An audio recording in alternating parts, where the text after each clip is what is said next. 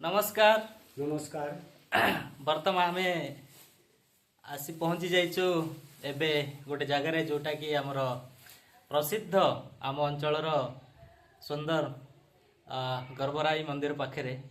गर्भराई मंदिर सामने रे जड़े दादा तांके ताबला धरिकी बसी थिले तो तांको पाखरे जाई कि मु परिचयटा देली आ तांको भी परिचयटा मागिली। दादा आपनकर नाटी कोंतु? विषम कलार। विषम कलार घरटा मैदलपुर। अच्छा आपण केते वर्ष हेला ताबला धरिकी बसचंती? मोर 25 वर्ष हेला आज्ञा। 25 वर्ष हेला। हां। को को गीत रे आपण बजाउछंती एमती? मो भजन करछि आज्ञा, चैतन्य हमरा महाप्रभुଙ୍କର नद्या करछि। आज्ञा आज्ञा ठीक टिके हमर दर्शकन को टिके बजेगी टिके सुनै परिबे की? हां परिबे आज्ञा। ठीक अछि आपण टिके आरंभ करंतु। हां। गीतटा टिके गाइबे? हां। आउ बजा टिके मारिबे? हां। हां।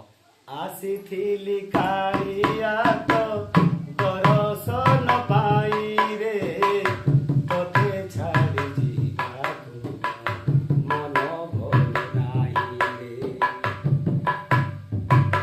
आसीथिली कालिया तो बरसन पाई रे तोते छाड़ी जीवाको मन भोल नाही रे।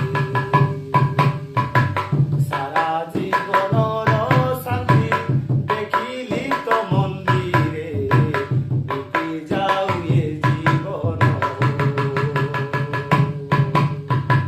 आसीथिली कालियाको दर्शन पाई रे तोते छाड़ी जीवाको मन भोल नाही रे।